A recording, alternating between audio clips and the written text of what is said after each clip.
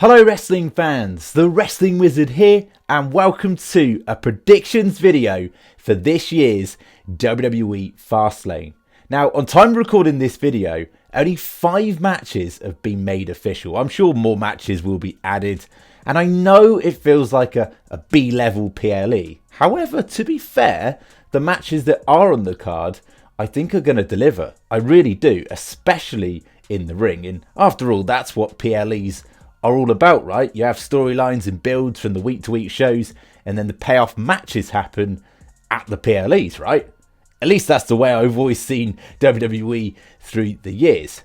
Albeit not always the case. We sometimes get some no finishes and dodgy shenanigans, but that's just part of the fun. Now, before we get into the juicy stuff, as always, it'd be very much appreciated if you could like the video, share the video, and even better, subscribe if you're new. So let's get to it. So in no particular order, let's kick things off with the World Heavyweight Championship match between Shinsuke Nakamura and Seth freaking Rollins in a last man standing match. Now, of course, Nakamura has experience in last man standing matches. Of course, he fought AJ Styles back in 2018 at Money in the Bank for the WWE title. He lost that match, but nevertheless, he's had a last man standing match. And I believe this is actually Seth Rollins' first ever last man standing match. But I don't think he's going to lose. I think Seth freaking Rollins is going to retain. I just don't believe WWE higher-ups regard Shinsuke Nakamura as one of the top guys in WWE, which is really sad because I would love to see Shinsuke Nakamura defeat Rollins and become the new World Heavyweight Champion. But that would just be my fantasy booking. The reality is, I'm pretty sure Seth is going to retain. And I'm sure they've got their eyes on the prize with a matchup at this year's Survivor Series War Games between Roman Reigns and Seth Rollins. I'm assuming. I could be wrong. I want to see it. I mean, Seth never got his rematch for the Royal Rumble 2022, right? So surely he deserves it. And technically, he beat Roman Reigns, albeit via disqualification. But what do you think? Get down in the comment section. How do you think this is going to go? Now, of course, you can't rule out send your Money in the Bank. Damian Priest could potentially come in and cash in his Money in the Bank briefcase. But I think, and I've said it in my previous video, I think something fishy is going on with that contract. Remember when Damian Priest switched that contract from the green briefcase to the new purple one? He never actually looked at that contract, and for that brief period, that green briefcase was out of Damian Priest's hands. What if Judgment Day member Finn Balor is screwing Damian Priest? Turning our attention to the women's division for the Women's WWE Championship, the triple threat match between Charlotte, Asuka, and current champ Iyo Sky. And I honestly believe Iyo Sky is going to retain. She only won the title at SummerSlam, and I actually think that Asuka is going to take the fall. She's going to take the pinfall, because she shouldn't really be in the match. It was only through Bayley basically screwing things up that Asuka's even in the matchup. They're obviously going to protect Charlotte Flair. They always do. And sadly, WWE, as of late, don't seem to be booking Asuka the way she deserves. And sadly, I think they're just going to keep it that way. And I think it's going to be Iyo Sky who retains. It's going to be an awesome matchup, by the way, though. This is going to deliver. This is going to be a banger. This could literally go off the Richter scale in terms of match quality. So just because the victor's probably going to be pretty predictable in all this, it's still going to be a tasty matchup. And why I think Asuka's going to lose is because, of course, we've got very soon the return of Kairi Sane. And I think those two are going to become an absolute force once more in the women's tag team division. And, of course, Charlotte Flair is going to be sort of sniffing around the main title scene anyway. I wouldn't rule out WWE swerving us and having Charlotte Flair win because Bayley screwed Iyo Sky, like cost her in some way, inevitably. But at this stage, right now, I don't see WWE splitting up Damage Control, and I think they're going to keep the momentum with Iyo Sky and keep her with the belt, for now anyway, and of course still tease that friction between Damage Control, specifically Iyo Sky and Bayley. But what do you think? Get down in the comment section. Now, moving on to a matchup that I'm really looking forward to. And I can't believe I'm saying this.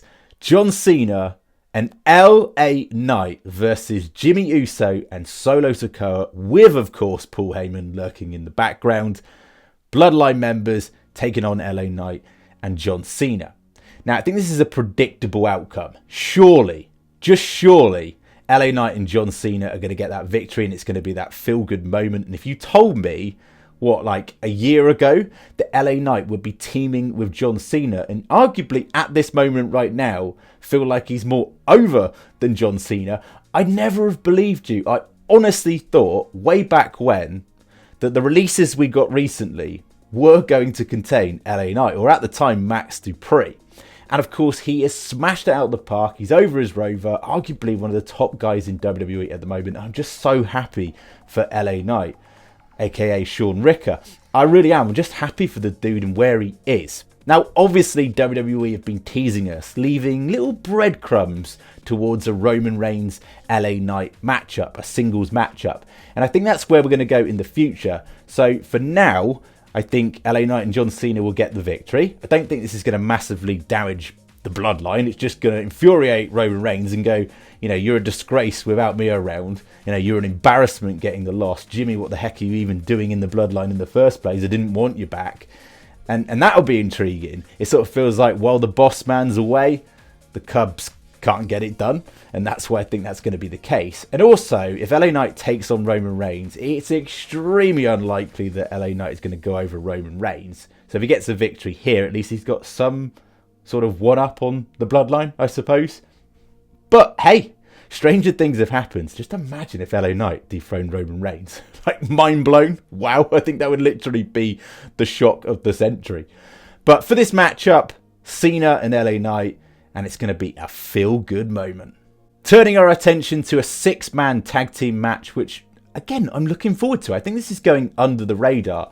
LWO, we don't know specifically exactly what members are going to be participating against the newly formed sort of partnership of the Street Profits and Bobby Lashley. And surely it's only going to go one way. Surely Bobby Lashley and the Street Profits are going to get the victory to sort of stamp their authority as a credible act moving forward. I wouldn't be surprised if we see some change in presentation, maybe a new theme where they all come out together. I'd like to see that anyway. I would not be surprised if sometime very soon we see Bobby Lashley go for the United States title and probably take it off Rey Mysterio. Of course, there's going to still be these teases from within the LWO, potential friction down the line between Escobar and Rey Mysterio. Really looking forward to seeing how that's going to play out. But I don't think they're going to break them up just yet. I think they're going to keep those teases rolling.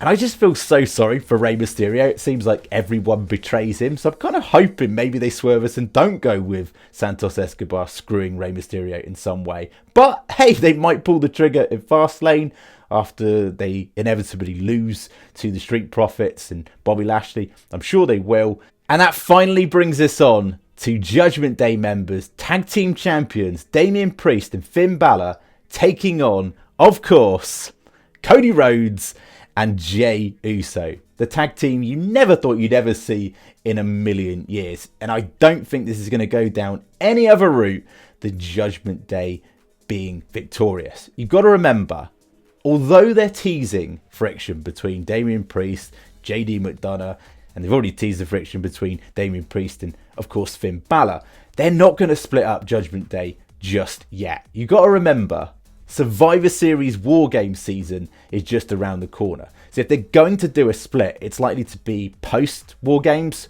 or even at War Games. It's not going to happen before then. And I can't see them taking the tag team titles off them that easily. Although, you could ask the question, how are they going to retain the tag team titles? Now, there's obviously going to be interference. We're probably likely to see Kevin Owens and Sami Zayn try and help Cody Rhodes along the way. Jey Uso, potentially. Of course, Sami and Jey are like that. Kev and Jey, maybe not so much so. But of course, there's all this who's loyal to who. Now, there's one man that doesn't have any loyalty to anyone. And that, of course, is Drew McIntyre. And I think this is where WWE could potentially pull the trigger on a Drew McIntyre heel turn. And where he actually costs Cody Rhodes and Jey Uso the matchup, costs them the tag team titles. And that's where I think we're going to see a future feud play out between Drew McIntyre in Cody Rhodes. At least I'd love to see it anyway. Of course, WWE might be waiting on the return of Randy Orton, a heel Randy Orton potentially returning, although I can't see WWE returning Randy Orton heel and fans taking that and receiving that well. They're going to cheer Randy Orton to the absolute moon. So I don't think a Cody Rhodes Randy Orton feud would be immediate. For the short term, I can definitely see a heel Drew McIntyre turning on Cody Rhodes. Logic says he's jealous of the guy, the position he's in, because let's face it, Drew McIntyre not so long ago was the face of WWE, carrying WWE through the pandemic era, and Cody Rhodes has come in and sort of taken his place. Drew McIntyre sort of feels that he's had this fall from grace. It wasn't so long he was taking on Roman Reigns for literally the top titles in WWE, and now what is he? He's a shell of a man, isn't he? And he sort of doesn't have any loyalties to anyone right now, so why not just snap on Cody? It kind of makes sense.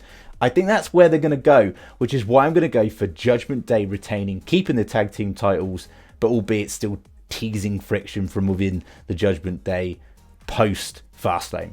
But what do you think? Get down in the comments section, share your thoughts and opinions. What are your bold predictions for this year's show? And as always, it'd be very much appreciated if you could like the video, share the video, and even better, subscribe if you're new, and we'll catch you in the next one.